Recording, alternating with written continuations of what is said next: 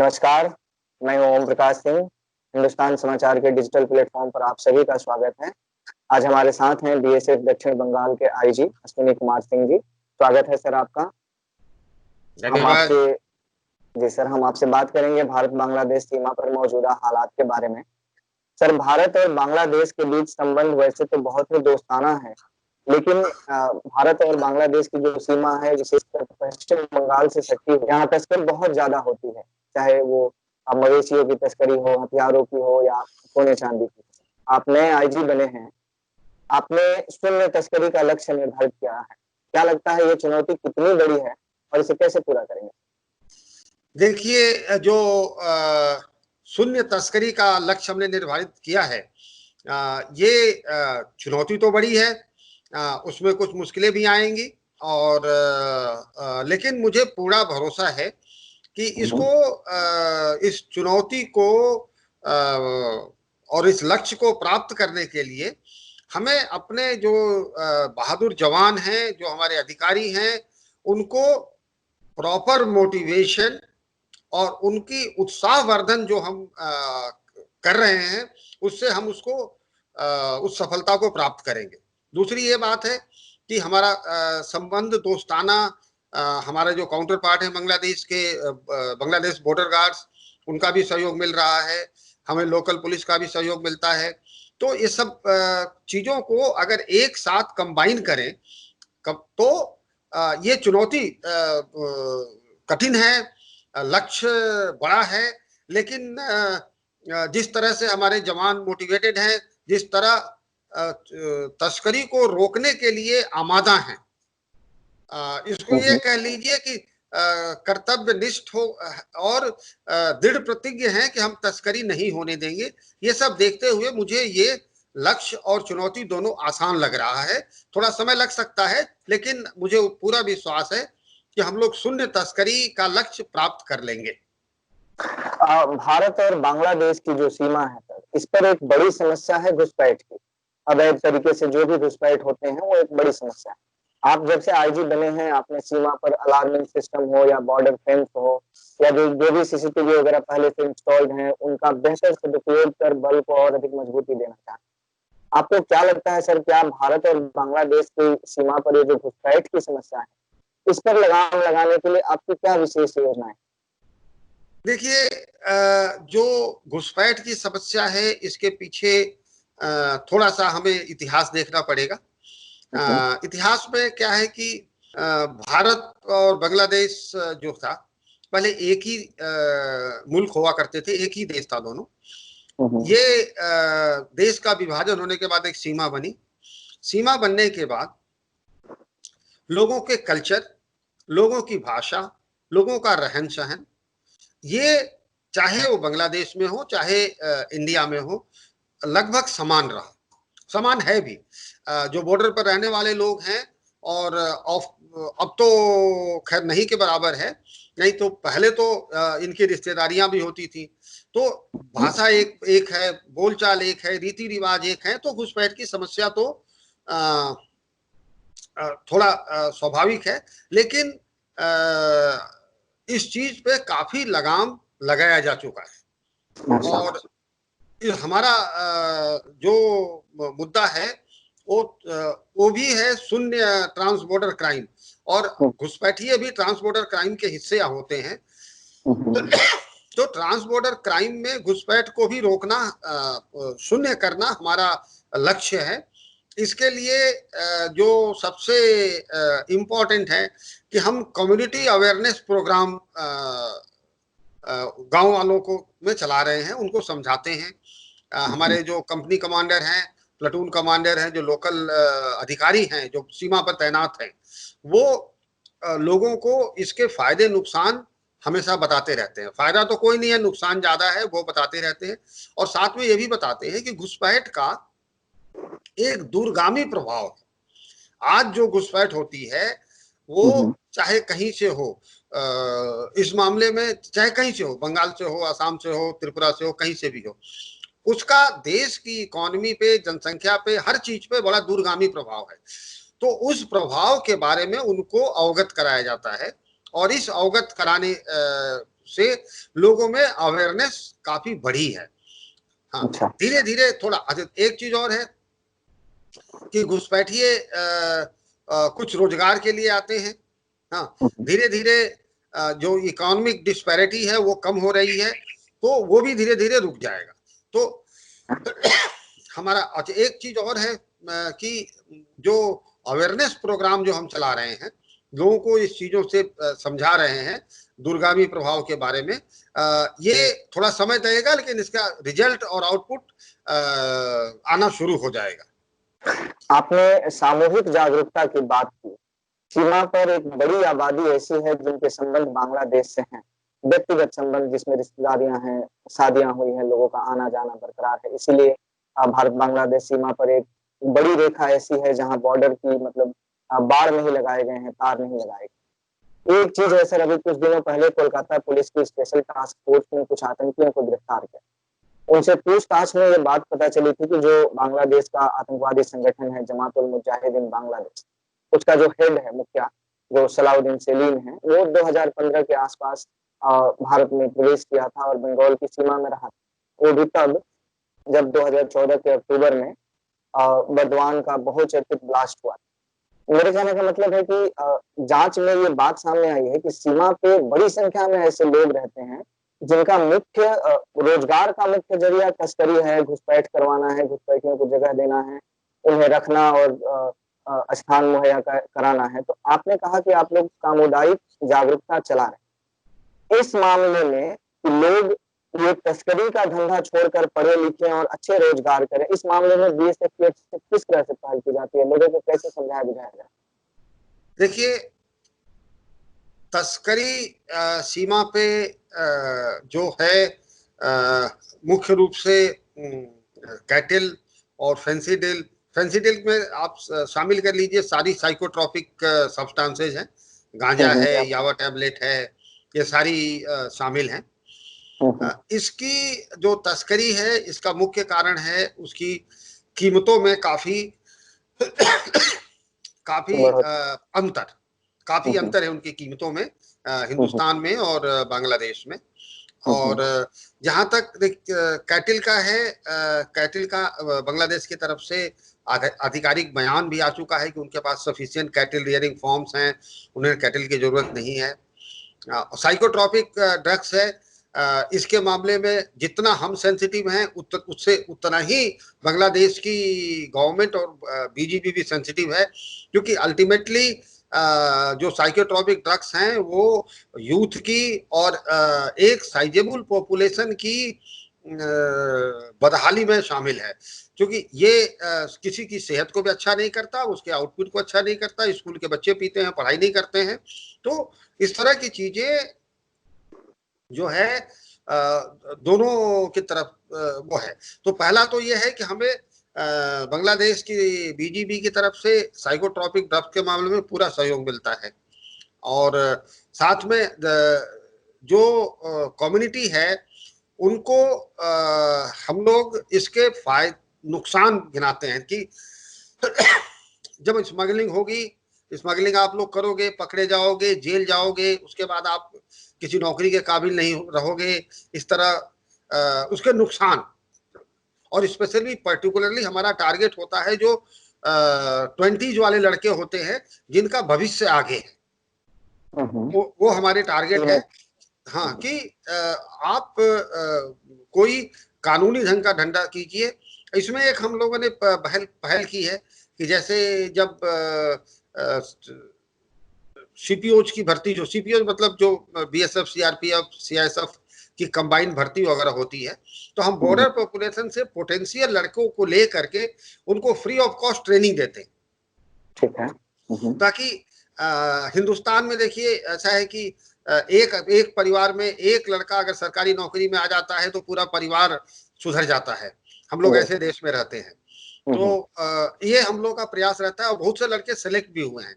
जिस परिवार का एक लड़का कहीं भी सरकारी नौकरी में चला गया तो पूरे परिवार की माली हालत सुधर जाती है। तो ये हम लोग काफी वो कर रहे हैं। और जो भी यूथ है, अगर हम लोगों को अप्रोच करता है गाइड के लिए, क्योंकि जनरली हमारा कंपनी कमांडर और प्लेटून कमांडर अच्छे खासे पढ़े लिखे लोग हैं वहां पे। तो कई बार लड़के जो हैं वो जो यूथ है वो कैरियर काउंसलिंग के लिए मतलब बातचीत करने के लिए, जानकारी के लिए आते हैं। तो उनको हम कोशिश करते हैं कि पूरी जानकारी जो एवेन्यूज हैं और लोकल हालात और रिसोर्सेज को देखते हुए क्या एवेन्यूज हैं वो सब गाइड करते हैं। तो धीरे धीरे लोगों में बदलाव आ रहा है, और ये बदलाव देखिए ऐसा है कि सामाजिक सिस्टम है, ये बदलाव एक दिन में आएगा भी नहीं। ये धीरे धीरे एक जनरेशन जो अभी 20 में जनरेशन है, ये जैसे जैसे ये गैर कानूनी कार्यों से दूर चलती चली जाएगी, रोजगार पाती चली जाएगी, ये अपने आप कानून का महत्व समझने लग जाएंगे, अपने आप ये खत्म हो जाएगा। ठीक है सर, एक समस्या जो हाल में सामने आई है, बांग्लादेश में बीएसएफ को लेकर के व्यापक दुष्प्रचार फैलाया जा रहा है कि जैसे कि सीमा पर जो भी बांग्लादेशी घुसपैठी आते हैं या बांग्लादेश से लोग आते हैं, उनके साथ कथित तौर पर बीएसएफ बहुत सख्ती बरतता है, उन्हें गिरफ्तार किया जाता है, कई बार उन पर वार भी किए जाते हैं। हालांकि ये भी एक हकीकत है कि वे तस्कर के रूप में आते हैं बांग्लादेशी नागरिक, और बीएसएफ के जवानों पर फायरिंग वगैरह करते हैं, हमले भी करते हैं। कुछ महीनों पहले आपको पता होगा कि बीएसएफ के एक जवान को बांग्लादेश में गोली मार दी गई थी। वो वार्ता के लिए गई थी बीएसएफ की टीम, और हमारे एक जवान को गोली मार दी गई थी। भारत और बांग्लादेश जिनके संबंध बेहद दोस्ताना है, वहां के मुख्यमंत्री शेख हसीना से लेकर जो भी शीर्ष स्तर के नेता हैं, वो इस बात को मानते हैं। बावजूद इसके हमारे बीएसएफ के जवान को वहां गोली मार दी गई। आपको क्या लगता है कि क्या ये बिना अपर लेवल के निर्देश के हो सकता है, संभव है, या बीजीबी जो बांग्लादेश के बॉर्डर को गार्ड करती है, उन्होंने अपनी ओर से इस तरह की गलतियां की? बांग्लादेश में जो बीएसएफ के खिलाफ दुष्प्रचार चल रहा है, बीएसएफ को लेकर के एक वहां पे भ्रम फैलाया जा रहा है, और लगातार घुसपैठ बढ़ते हैं, बीएसएफ के जवानों पर हमले हो रहे हैं, इसे रोकने के क्या उपाय हैं? क्या बीजेपी ने जानबूझकर ऐसा किया है, या प्रॉपर वार्ता नहीं हो पा रही है जिसकी वजह से ये हो रहा है, या वहां की सरकार की भी इसमें कोई भूमिका है, या उनको अंधेरे में रखकर ये सब किया जा रहा है? इस बारे में आपने हमारे दर्शकों को कुछ बताएं। देखिए, इसमें आपने एक साथ 4-5 सवाल मुझसे पूछ लिए हैं, मैं एक एक करके उत्तर दे रहा हूं सभी का। देखिए, सबसे पहले जो है वो दुष्प्रचार की बात है। जैसे अभी आपने जैसा बताया कि बांग्लादेश के साथ हर स्तर पे, हर लेवल पे बहुत अच्छे संबंध हैं हमारे। प्रधानमंत्री लेवल पर हैं, मंत्री लेवल पर हैं, सरकार लेवल पर हैं, हमारे बॉर्डर गार्डिंग फोर्स लेवल पर हैं। ये संबंध अच्छे हैं, और ये फैक्ट है कि अच्छे हैं। अब जैसे हिंदुस्तान में अवांछनीय तत्व हैं, उसी तरह बांग्लादेश में भी अवांछनीय तत्व हैं जो सरकार के मुद्दे और सरकार की नीतियों के खिलाफ दुष्प्रचार करते हैं। तो ये जो बांग्लादेश में दुष्प्रचार है, वो लोग हैं जो सरकार के दोस्त कम तो नहीं ही हैं, और देश के भी दोस्त नहीं हैं। वो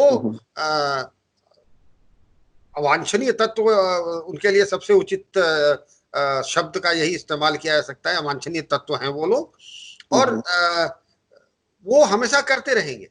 अवांछनीय तत्व, आप इतिहास में जाएं तो हर राजा के राज्य में, हर सरकार के समय में कुछ न कुछ डिसग्रंटेड लॉट रहते ही रहे। तो यहाँ भी है, वो फैलाते रहते हैं। हमारा काम है अपने मुद्दे से भटकना नहीं।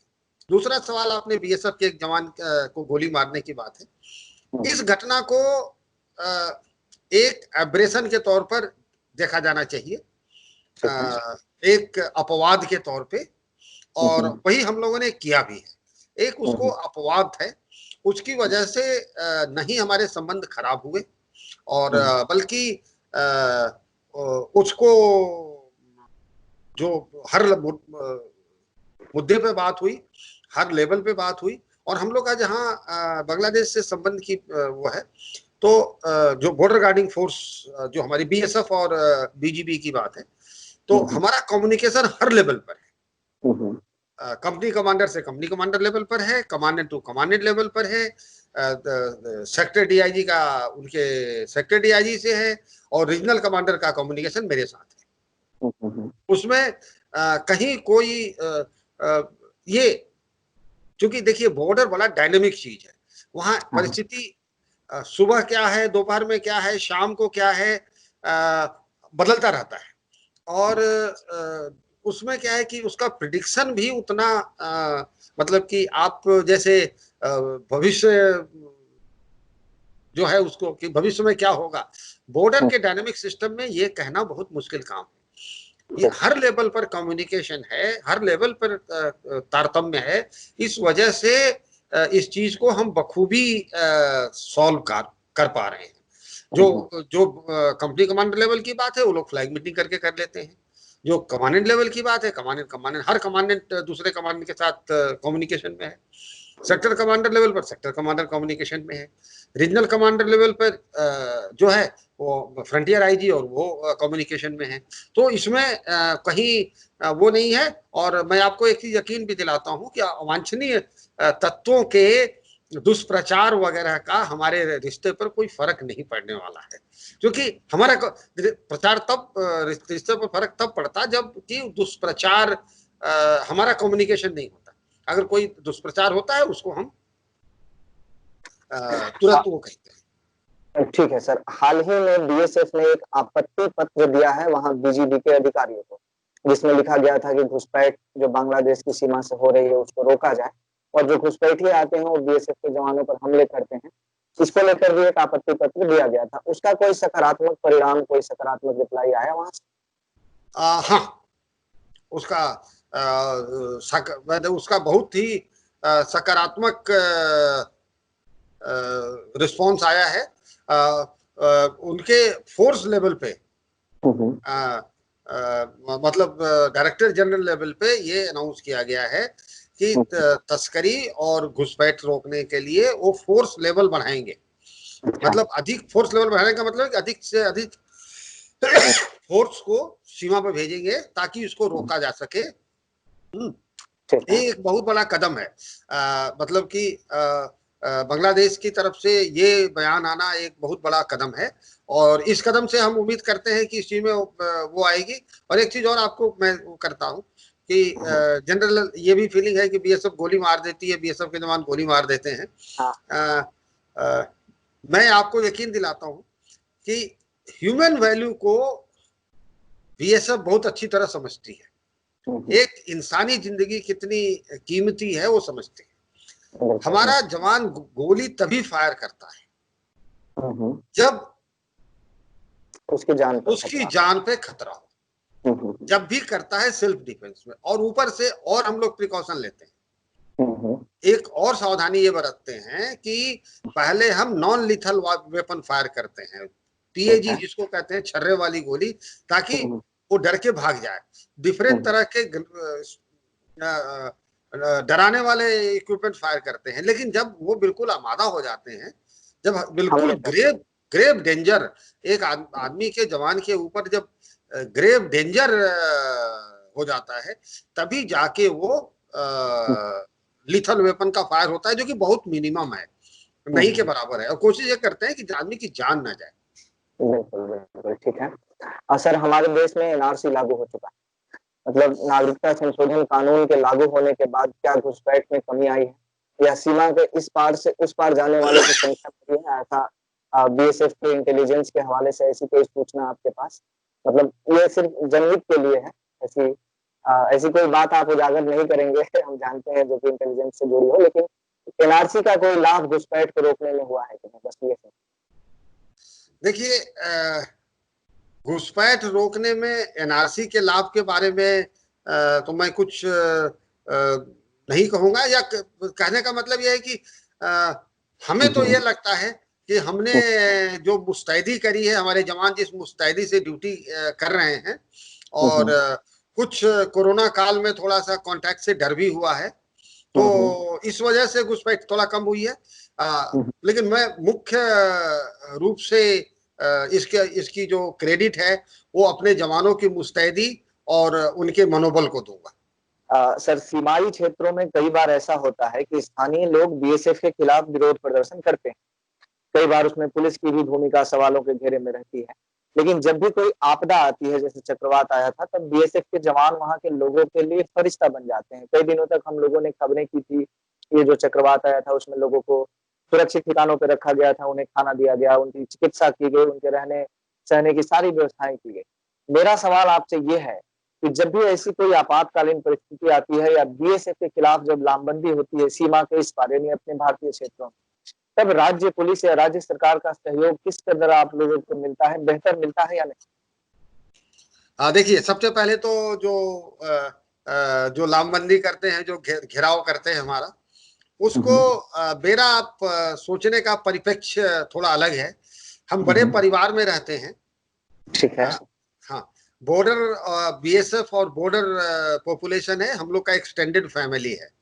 हाँ, ठीक है। हम आप अपने नॉर्मल परिवार में गांव में रहते हैं, तो आपस में कई बार कोई सदस्य लामबंदी कर लेता है मालिक के खिलाफ, या बड़े मेंबर के कर लेता है, लेकिन वो थोड़ी देर चलती है, खत्म हो जाती है।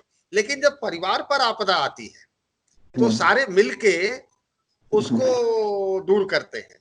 तो जो बॉर्डर है और बॉर्डर परिवार है, ये हमारा एक्सटेंडेड फैमिली है। ठीक है। परिवार में जैसे कभी कभी हमारे छोटे छोटे किसी काम से, या कई बार हमारे जवान थोड़ा जवान, चूंकि देखिए हमारे जवान हैं वो अलग अलग राज्यों के हैं, यहाँ जो एक्सेंट है, बोलने का तरीका है, वो अलग अलग है। हरियाणा का आदमी होगा वो थोड़ा सा दूसरे रूप में बोलेगा, पंजाब का दूसरा बोलेगा, हाँ, राजस्थान का दूसरा बोलेगा। यहाँ का जो कल्चर है, यहाँ मीठी भाषा का प्रयोग होता है। तो बेसिकली ये कम्युनिकेशन गैप कभी कभी होता है, तो उसको हम एक परिवार का विरोध टाइप का करते हैं। और दूसरा सब जो आपने प्रश्न पूछा लोकल पुलिस का, तो इसमें हमें लोकल पुलिस का पूरा सहयोग मिलता है, क्योंकि कई बार ऐसा होता है कि हमारे जो जवान है उसमें कोई बंगला स्पीकिंग नहीं होता है, जो जिनके साथ वो होता है,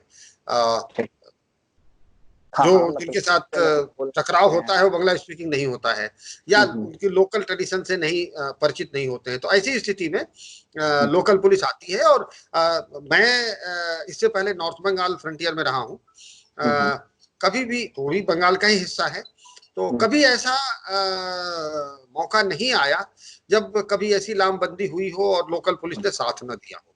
हर मौके पर उन्होंने साथ दिया है। ठीक है सर, भारत और बांग्लादेश के बीच जो भी तार वगैरह है वो नहीं, आपको क्या लगता है कि घुसपैठ या तस्करी जो कुछ भी है उस पर रोक लगाने के लिए बाड़ों का निर्माण जल्द से जल्द किया जाना चाहिए, या उसकी जरूरत अभी नहीं है, जैसे हमारे संबंध दोस्ताना है भारत और बांग्लादेश के?